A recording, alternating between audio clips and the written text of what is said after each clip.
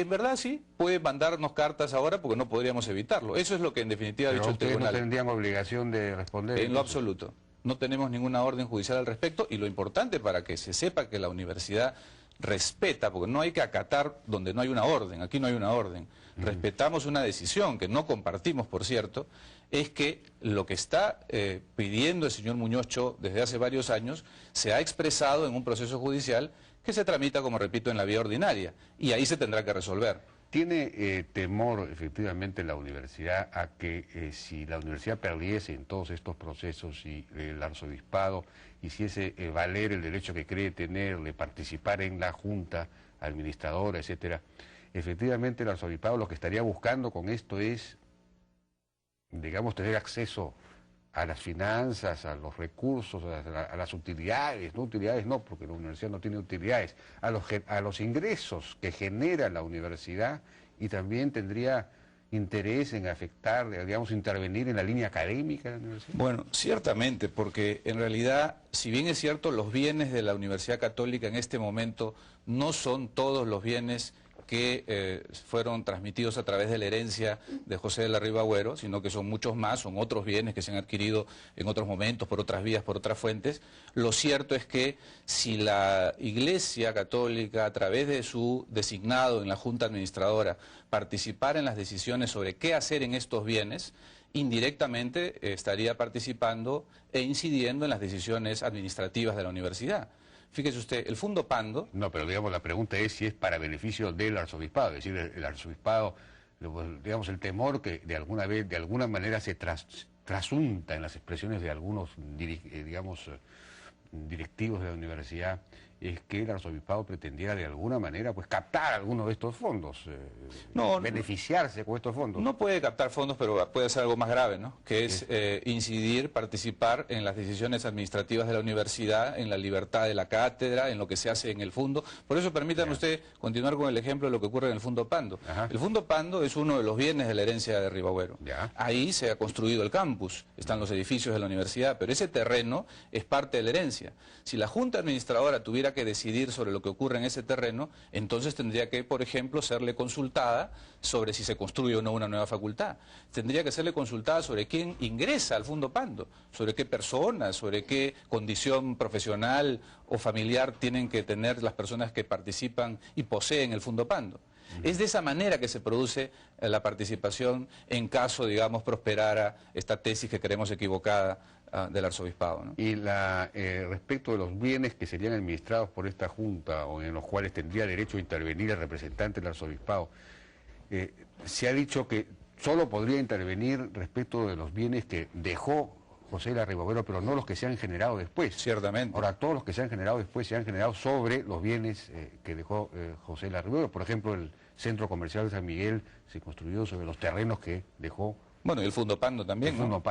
El campus principal de la universidad se levanta sobre el terreno que fue materia de la herencia. Pero digamos, ese campus, esos edificios ya no serían materia de esta administración. Por supuesto que no, porque esos no son bienes de la herencia. Los bienes de la herencia son los que constan en el inventario de bienes que se hizo cuando falleció Riva Agüero, ¿no? Y en definitiva, no sé si usted puede resumir rápidamente el argumento jurídico que les permite a ustedes decir que este fallo del tribunal invade, digamos, atribuciones que no le corresponden. Sí, mire, si me permite resumir, la universidad cree que el fallo tiene dos grandes problemas, ¿no? Que hacen de él un fallo ilegal, un fallo contrario a la Constitución, por cierto, y que la universidad lamenta que después de 3 años de proceso de amparo lleguemos a esta situación. En primer lugar, a lo largo de este proceso han habido muchas irregularidades, pero una de ellas, la más grave, es que en realidad ya la universidad contaba con una sentencia favorable en la Corte Superior de Lima. 3 vocales de la Corte Superior habían resuelto a favor de la universidad.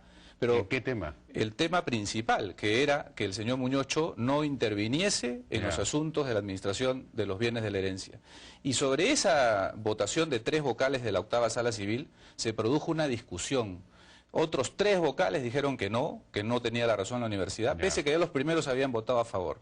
Ese tema, que era fundamental, porque en opinión de la universidad ya existía sentencia. ¿Había un empate entonces? No, porque los 3 votos a los que me refiero fueron primero. Ya. Se habían completado los primeros 3 votos, con lo cual ya había sentencia. Ya. Así lo ¿Pero denunciamos. qué pasó? Entonces, ¿por qué no? Bueno, porque interpretaron que en realidad el tercer voto no era exactamente igual, que había un detalle.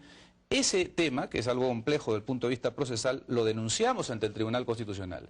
Y el Tribunal Constitucional no hace ningún análisis al respecto.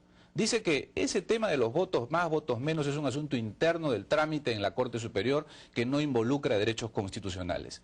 ¿Qué más puede estar vinculado a los derechos constitucionales? ¿Usted lo denunciaron dentro de este mismo amparo? Por supuesto, y en la sentencia que usted habrá leído, al referirse a este punto, dice que todo está perfecto, que no tiene nada que opinar al respecto porque es un tema de trámite interno en la Corte.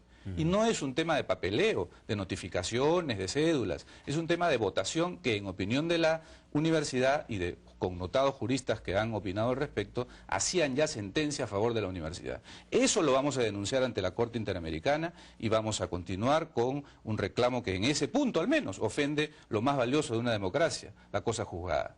Y en segundo lugar, en el tema... Ya era sentencia. Entonces. Ya había sentencia sobre ese tema todavía central. no se había... Claro, la Corte Superior no lo había creído así, por eso nosotros reclamamos al tribunal que arreglara ese tema, que anulara lo dicho por la Corte.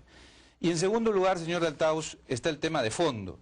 Y el tema de fondo se puede resumir en lo siguiente. En primer lugar, el Tribunal Constitucional ni ningún juez constitucional puede ocuparse de las cuestiones sustantivas civiles, sino solo de los asuntos constitucionales. El Tribunal no puede interpretar un testamento y declarar que un testamento tiene tal o cual alcance. No puede ocuparse de un acuerdo de junta y decir que tiene tal o cual alcance. Y sin embargo lo hace. Si usted me permite 30 segundos, se ha ganado el tiempo.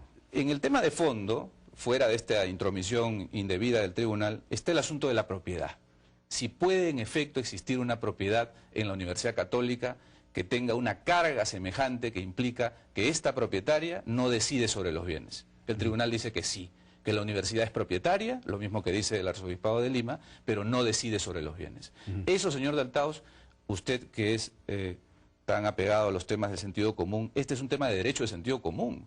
No puede haber alguien que se diga propietario y que no decida sobre sus bienes. Lo que se está sosteniendo aquí es que la Católica es propietaria, pero quien decide sobre los bienes es una junta administradora, que es ajena a la propia universidad. De acuerdo. Bien, doctor Mejoradas, muchísimas gracias por su participación en la Hora N.